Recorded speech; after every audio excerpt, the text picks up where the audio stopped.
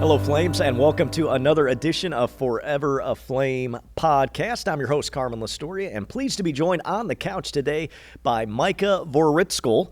And he is an author, a Lee alum, and we are so glad to be joined by him today. Micah, thanks so much for joining us. Thanks for taking the time to talk to me, man. I love this place. I got to do my Lee plug. Absolutely. I love Lee. I graduated a long time ago. But this place, I did meet my wife here, so I did get my MR degree here as well. Absolutely.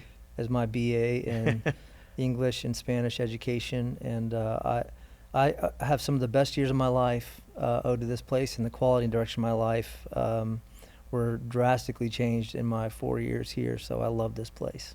Well, we appreciate that, and so look forward to talking with you, and we're going to get to one of your latest works here in just a moment. But first, let's start, Lee University. Yeah. What brought you to Lee? When did you come to Lee? Do I really have to say? Well, we can edit it out. I mean, No. we can, we don't want to. I came in the fall of 1992. Yeah, but you were a young freshman. Yeah, I was. Fall of 92. What brought you to Lee? So my parents were missionaries in Thailand, and I was going to an MK school over there, missionary kids school, called Faith Academy, and that was actually in the Philippines.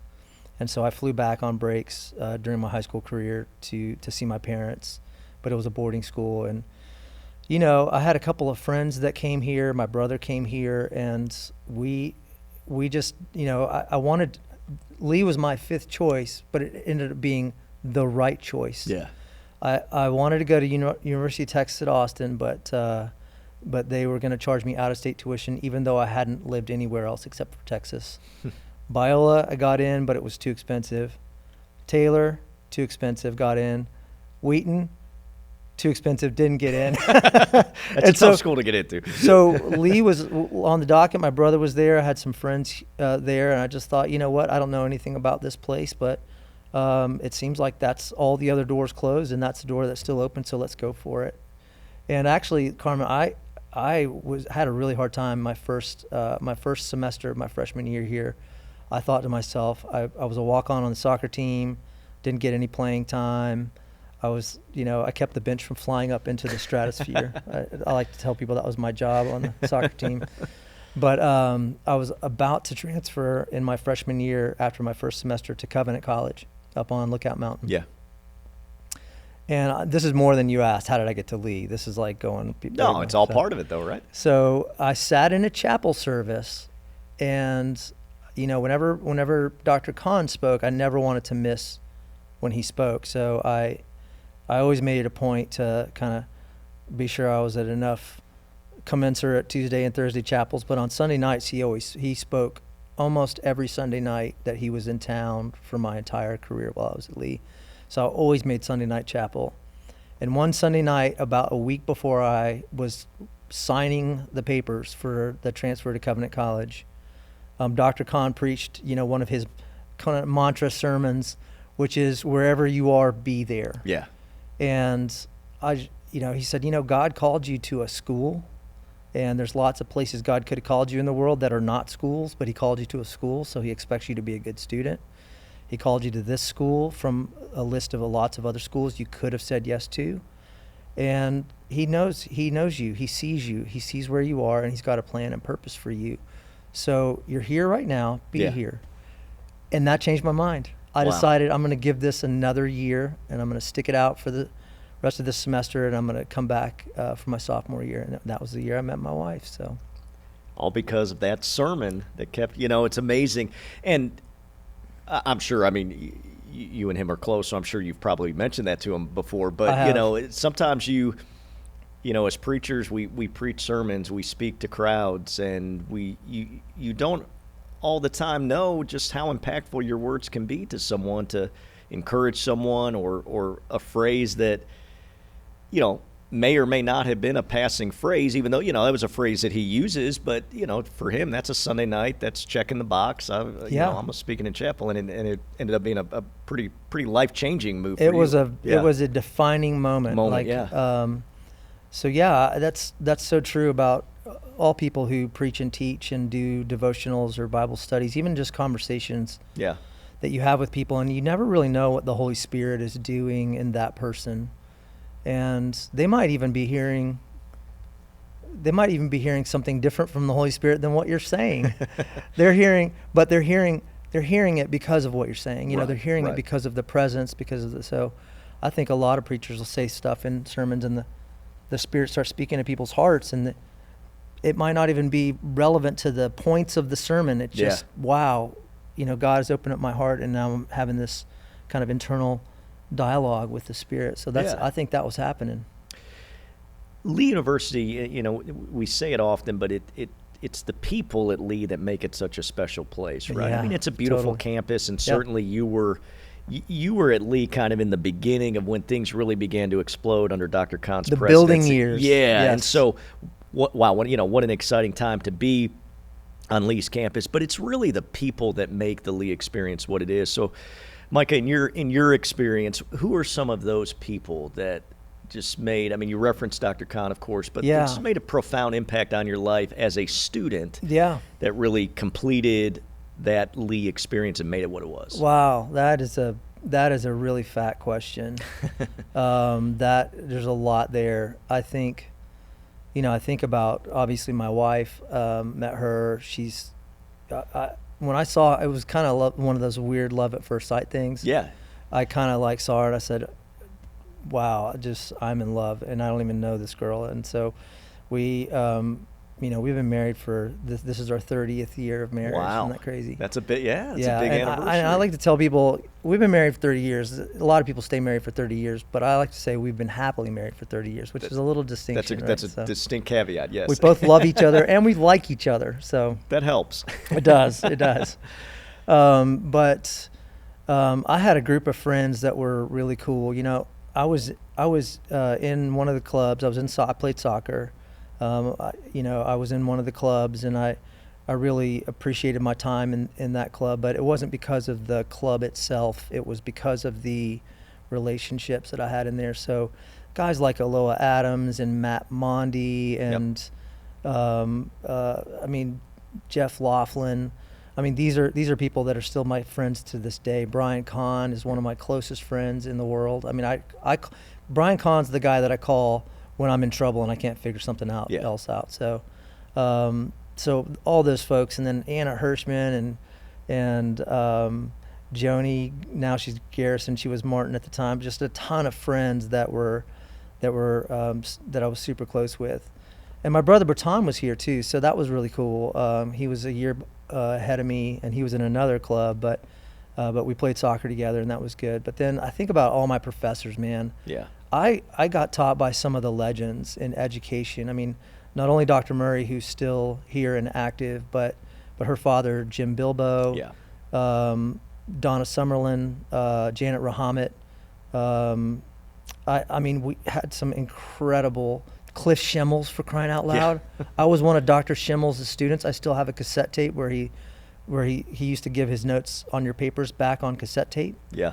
And he says, Micah, I love your paper. Here's what I would do differently. His little high Cliff Schimmel's voice. So, just legends of people that I got to sit under and learn from. And so, too many to list. Yeah. But it is about the people, isn't it? Yeah, no, absolutely. And that's what you stick with. It's one thing to understand the material. It's one thing to, get the degree and feel like you have an understanding of this subject matter, and that's important, or you're prepared to go into this profession. And but it's the people that make the impact. That's what sticks with you. I think back in my Lee experience, in some ways very similar to yours in the fact that we're both in the same club, right? That really made an impact in our lives, and that shaped it. And then you have people that speak into you. It's the old saying, we stand on the shoulder of giants, right? I feel very much that way when I think about my career trajectory and being here at Lee. So when you were at Lee, what was the desire when you were at Lee? What did you feel called to, and then how did your professional journey go from there? Because it's not always a straight line, right? There's a lot of winding roads, and the more I do these interviews too, it's really fascinating to see Lee played a pivotal role in my life, and I may have studied this and it impacted the decision I made, but maybe it wasn't necessarily a straight line, or it wasn't exactly where I thought I would end up, but here I am, right? Right. Well, I am now, I identify more as a creative than I do as a business person or even an English major. So I'm a creative, but I consider myself to be a teacher. Yeah. I had a high school teacher named David French, who was one of these early people in my life that helped me see that I could become a Christian man that was unlike the other models before me that I found so lacking. You know, I loved and appreciated both my real dad and my stepfather as great men of God. But, you know, when you look at men in the church and you go, I don't want to be like any of these guys, right, when I grow up. Mr. French was the first guy that I said, if I can be a Christian man like Mr. French is a Christian man, that something different, that right? can There work was for me. something Yeah, different in how he was cared. artsy, man. He looked like Landon Donovan, the American soccer player. And if Landon Donovan and John Lennon had a love child somehow magically in the universe, it would be David French. I mean, he's got the small little round glasses and everything. He's super cool. So when I came to Lee, I knew I wanted to be a teacher. Yeah. I really wanted to be an art teacher, but when I came in 92, there was no art program. That got established, I think, in 97 or 8, right after we graduated. My wife and I were both artists. And we were both like, we just missed it, right? And in fact, the art teacher that was here for like 20 years is one of my best friend's fathers. So that's kind of a cool connection. Aaron Simmons is now a professor at Furman. Yeah. He's a philosophy professor, but his father, Dr. Simmons, was the art guy who got the art program started. So we just missed our window. So I went into English education, and I got a minor in Spanish, so I decided I'm going to get certified in that too. And when I was at Lee, I didn't switch majors. I always knew I'm going to be a teacher. Yeah. And so for me, it was a pretty straight line. For Kristy, she swapped a couple times and then landed on teaching as well. But yeah, I mean, I came thinking I wanted to be in situations where for whatever reason, God has given me an insight, and for whatever reason, there's another group of people that I can share that with. Yeah. And that looks like a classroom, or it looks like a small group, or it looks like, preaching a sermon on a Sunday to a group of people. So yeah, I definitely came to Lee with that hope, and I walked away with a degree and got a job at Cleveland High School right after graduation as a teacher, and it was great. So yeah. Now let's talk about your passion for writing. Okay. Now, you mentioned you're a creative, and we're going to get to this. Yes. And there's we could talk for a while about the book, and I do want to talk about the book because it's such a timely. Yeah. With, as far as, I'll hold it up. Yeah. Show the book there. We're talking about Human is the New Vinyl, Why Human Creativity Still Wins in the AI Revolution. And there was actually, we'll get to that in just a minute, but there was a couple of commencement addresses that talked about AI that ruffled some graduates, because it was like this idea of AI taking over, and I think there's a lot of people that are like, hold on, human connection still matters, and that's still what we want. Yes. We'll talk about that in just a minute. I don't want to get ahead of myself. No, but it's okay. The writing itself, yes, you labeled yourself as a creative, as an educator, but in the sense of maybe one of the primary ways you express that is through writing as an English major. Yes. So where did that passion for writing begin, or when did it really flourish in your heart? Yeah, that's great. It really did come to fruition in high school and college. I knew that I liked words, which is good because God created the universe using words. Right. So there's a lot of things, and we'll talk about that as well. But yeah, I wanted to learn how to write well, and then I discovered something while I was at Lee, and that's that, in the process of education, it's a teacher's job to teach and then to assess whether or not learning has happened with the student, right? Well, 90% of assessment takes place in writing. Yeah. So if you want to know that someone really knows something, you have to get it from them in writing, which is what AI is threatening now, because AI can write like a human. Right. But for me, becoming a good, clear communicator and being able to say, there are lots of things we could talk about, but what's the most important thing that we need to talk about today, and what's the most effective way to get that message across to the listener, to the hearer, and what will they walk away from this with? And how do I assess whether or not that was a successful communication effort? That needs to take place in speaking and writing. Anytime you use words to communicate ideas, you want to know how effective they are. That's what marketing is. It's like, right. Are the words getting to the people? Is the message getting across? Right. Does it make it, and is it spurring them to an action? You're right. Whatever the action is you want. Yes. Are they buying the product? Are they Calling going them whatever? to action? Absolutely. So, and preachers do the same thing when they Sure, preach. absolutely. They want to move their audience not only with, any pastor who just wants his audience to say, "Gosh, my pastor is so smart," they're at it for the wrong reasons. If they're like, I truly want for people in this audience that God gave me to hear a clear message, and maybe I'm the conduit for God speaking to them, like we talked about the Spirit moving, then I want to be as effective as I can. I want to keep their attention. I want them to laugh. I want them to be open to the ideas. And ultimately, I want to communicate something with clarity and with integrity.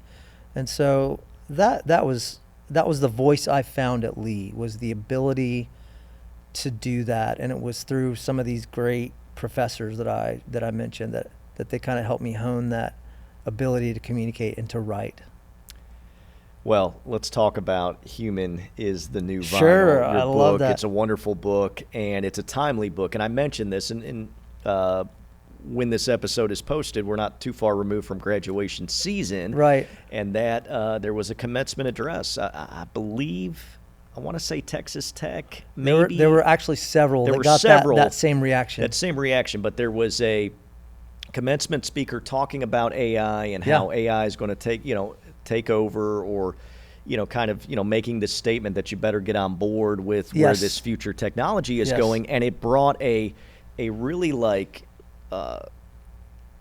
this booing from the graduates, and this kind of feeling of this is not the direction that we want to see things going, that human connection still matters. And it's really the premise of your book, in the sense of how do we recognize that this is a thing, this is a technological advancement, this is a thing that can be utilized and can provide streamline things and provide efficiency in certain areas without losing that human touch. And it just feels like, Micah, for people my age and older, right, like that there's a sense of, because when I was a kid, it was kind of right before, I'm a millennial, so like right before the tech boom, Right. I still remember when life before that. Yeah. And it seems like we're getting increasingly further from that. Yeah, and yet psychologists will tell you, and people will tell you, that it's the human connection that still matters. So I don't know that that's really a question, other than to say, take us through kind of what this book is designed to do to make people think about, in an era and a time when lots of people, rightfully so, are a little taken back or a little fearful of kind of what this new technology is doing and how progressive it is, and are we losing that human connection? That's also a very big question, but a good one. And I do. I don't know if we have time to dig into all of that. I of course, do have some thoughts, but I'm sure you've got some thoughts. Well, what you witnessed with the commencement addresses, and there were more than one. That was the Texas Tech one. There were several in California. There were some up in the Midwest. I watched a lot of these clips of commencement speakers mentioning AI, and there's a visceral response from the student. Visceral was the word I was looking for. From Thank the you. student body. The student body responding in that they booed and hissed, right? Yeah. So you've got this. That doesn't happen very often at commencement addresses. No. Commencement speakers are not prepared for boos and hisses, right? They're like, hey, go out there and dream big, go conquer the universe, make your mark in the world, all that stuff. Work hard just like you always have. Those are the commencement addresses.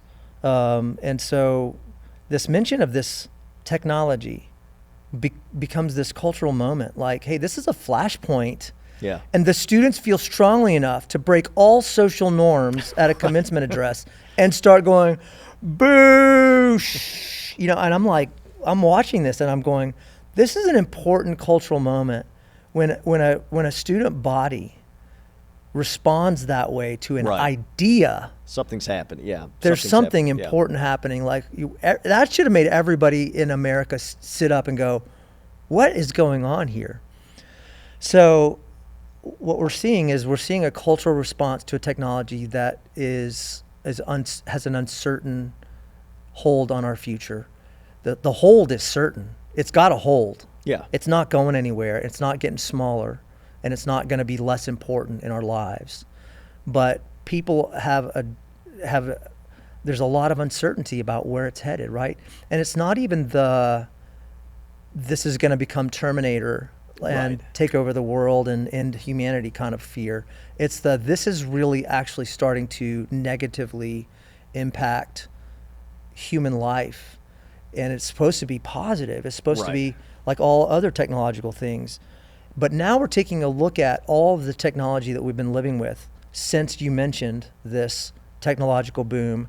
It started with the internet and computers, and then it came to now smartphones and social media. And it was, TikTok has this algorithmic death grip on an entire generation. Right. It's like now everybody's starting to go, wait, what is the cost of all this connectivity and all this hyper speed and all of this technology?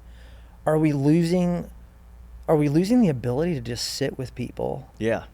And just eat a cookie and drink some coffee and just like not be like, all day long, yeah, right? I mean, not to be cliche or get off my lawn guy, right? But it's like you go into Starbucks or a restaurant and like people are sitting like we are, but they're not there. Yeah. They're not there together, even though they're sitting right next to each other, and they are there together, but they're on their phone and there's no like human connection happening. Right. Like it's a novel idea to, hey, everybody put your phones on the table, in the middle of the table, face down. Nobody gets to touch their phone while we're having dinner. Yeah. And like that we have to do that now is really something. So this book does kind of touch that nerve, and I'll tell you the stories of how all of this came to be. I was sitting at lunch with Brian Kahn in 2023, and just to remind the audience, Midjourney and Stable Diffusion, there were two diffusion models that could create images from text. Those came out in 2022 and got really big in the summer of 2022. Then in December of 2022, or really late November, ChatGPT hit the world, right? And everybody was just like, whoa, this isn't just like you say something and it makes pictures. This is you write a prompt and you get an intelligible, customized, unique response. And it's well thought through and it's well written.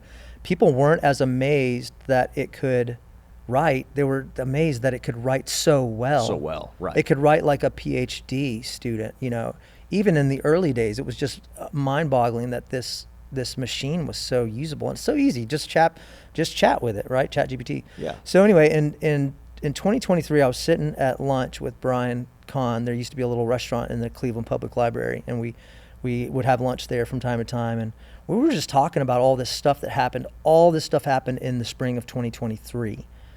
The first one was Elon Musk and Steve Wozniak and a whole bunch of people said, we're going to sign this open letter saying that like we need to put the brakes on AI development until we have enough laws and strictures in place to really manage it well. Obviously, that didn't go anywhere because then, Musk jumped on the let's develop AI as fast as we can train. But this warning coming from megalithic figures in the tech world. Yeah. Of saying, hold on a second. I was like, whoa, that got my attention. The second thing that happened was a colleague of mine named Jeremy Cowart. He's a photographer in Nashville. He's the guy you go to if you're famous and you want your portrait taken. Mm-hmm. So he's done like Taylor Swift and the Kardashians and Tim Tebow and the Obamas. And he's a believer, and he does a lot of work for the United Nations as well. So he's a big name. He's taking pictures of all these Beyonce, he's taking pictures of all these people. He sent an email out to his news list titled, Houston, we have a problem. And that got my attention, and I was reading it, and he said, my friend brought in to me like these 10 pictures. He said 5 of these are AI generated photos of not people. They look like humans, but they don't exist. You can't even tell the difference. And and 5 of these are real portraits that I took, and they're all printed out on photographic paper. Can you tell me which 5 are which? And he said, my blood ran cold because I couldn't tell the difference. I thought to myself, if a guy who's taken hundreds of thousands of human portraits, who's an expert, maybe the world's foremost expert in human portrait photography. If he can't tell the difference between an AI print and a real print, who can? Right. So that's when I was like, Brian, I think we're gonna have a differentiation problem soon, and that's when I started calling it the differentiation problem. And that is the inability to tell the difference between what a human has created and what AI has made. Whether it's art, motion pictures, videos, writing, photographs, music, all of it. Anything that a human can create, that AI can create, you won't be able to tell the difference. And it wasn't quite there. They still had something called the uncanny valley, like where you kind of tell, like, oh, that's funky. That horse has 5 legs, or that guy has 6 fingers, or his ear looks like a banana, or whatever. That's gone now. And so back then I said, Brian, I'm worried that, like, he said to me, I wonder if, like, we're heading toward a time where everything that gets created and posted online, people are going to go, I wonder if AI made this. He said, because we won't be able to tell the difference anymore. And I said, I think we are headed toward that. And in fact, I think the default assumption, which is really scary, is going to become AI probably made this unless you can prove otherwise. So if I look at something and it's good, I'm going to be like, immediately go, AI probably made that, right? I have no way of distinguishing whether AI made it or a human made it. Yeah. So that's when I decided, man, we got to do something, not to stop the bots from taking over the world, but to put a stake in the ground for human creativity. Right. Because that's really what's at stake. But in some sense, it is as dire as, quote unquote, the Terminator, because if human creativity is erased, yeah, well, we've got problems, right? I mean, that in of itself, Massive what it problems. means to be alive and to create is all part of learning and education and growing and developing. Absolutely. And all of that, so that in some ways it is existential. It is huge. I mean, and it touches not just the creative arts, it touches human writing. Yeah.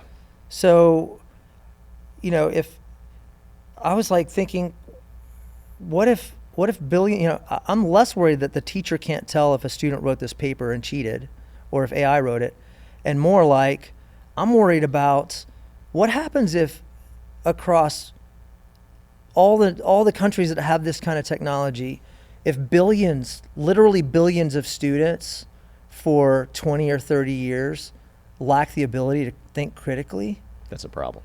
That's a massive problem for humankind, right? These Right. are the future leaders of our world. These are the future innovators. These are the people that we're counting for leadership. And they don't know how to think critically for themselves, right? AI is robbing them of that. So for me, it was like much more than just, oh, well, photographers aren't going to get to sell their pictures because people aren't going to be able to tell if they're human or not. And much more like, wait, this is a big existential problem. And so I founded this movement called VerifiedHuman, and it works like fair trade for coffee. You go into the Whole Foods and you got 1 pound of coffee that's not fair trade and one that is, and the fair trade coffee costs a little bit more. It's got a fair trade label on it. What that label tells you is not that this coffee tastes better than this coffee. It doesn't tell you that this coffee there's no difference between them really. All that label tells you is that there's somebody responsible auditing the supply chain and being sure that the guy who grew the beans is getting his fair share. Right. He's not getting ripped off by some big corporate America. So if you pay more for the fair trade coffee, what you can be sure is that somebody's auditing the supply chain and giving everyone their fair share. That's why you pay a little bit more for it, right? And that kind of label on human work is what I envision being one solution. I'm in the C2PA, which is the Coalition for Content Provenance and Authenticity. It's a very, very technical way of like putting digital encryption in files. And I knew that was another part of the solution, but I knew that there needed to be a visual marker on human created content that people could easily say, hey, I see that label. I realize that a human has made this and a human has cared enough about it to stake their relationship of trust between me and them as their audience on this, hey, I didn't use AI in these ways to create this piece of work. So we've got, with VerifiedHuman, this book really came out of that movement. We have hundreds and hundreds of creators now in 25 countries on 6 continents. Wow. And across categories. writing, visual arts, music, voice acting. That's our fastest growing one. All the voice actors in America are like getting it. Yeah. And content creation, and then we've also got one for education and organization. So we've got all these standards written, and people can go there and get their Verified Human label. It's free to join, and I'm not trying to push that unless it's helpful for you. No, I think that's that's an important piece of like, okay, how do we verify? How do we differentiate? Differentiate, correct, yeah. So the book really came out of that. I started asking this question of like, why did vinyl records make a comeback?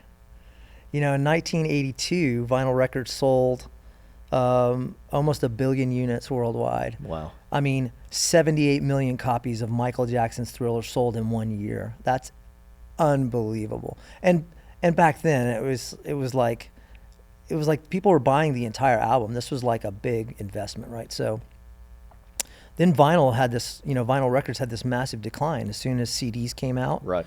As soon as then following that became these smaller digital formats like MP3s and stuff like that, and Napster, and all of a sudden music was completely digitized.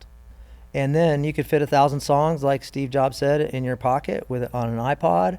You could have your entire music library on a hard drive, on your hard drive. You could swap songs promiscuously with your friends if you wanted to. And vinyl records being this clunky, heavy, brittle thing, why would anybody buy a record? You can't even take that to the beach. You can't take it for a jog or for a run. You can't take it to the barbecue. You can't even take it on vacation. Like, why would I buy vinyl records, right? And so vinyl sales declined so severely that by 2002, so 20 years later, vinyl only sold less than 1 million units. That's 1 billion unit free fall in 2 decades. Vinyl almost went completely out of business. And so, but now it's in 2022, they sold another, they're back up into the 500 millions again. It's making a comeback. Why is it making a comeback? It's still the same medium. We still have digital formats. We have digital lossless audio, which is actually technically a better format than a vinyl record is.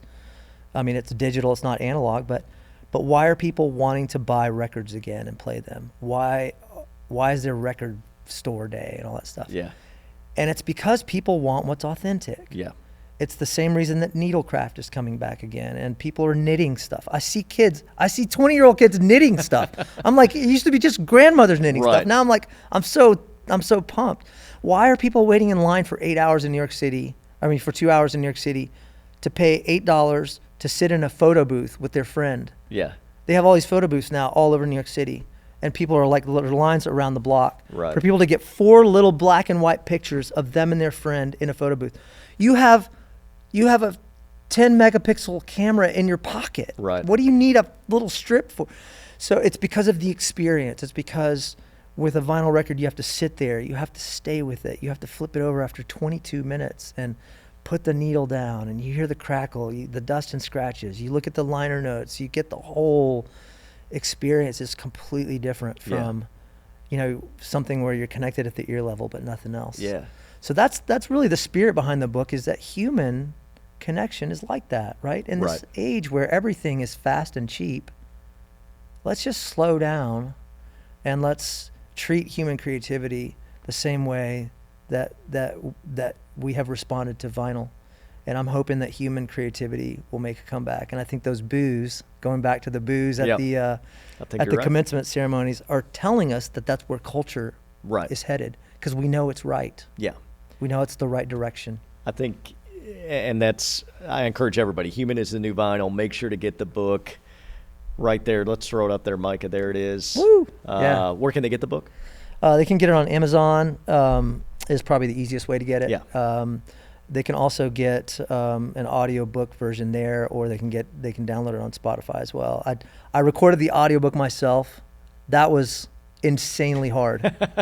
I have a huge respect for all my voice actors, and they were like, recording an audiobook's hard, Mike. I was like, okay, well, I'm going to do some research and I'm going to do it.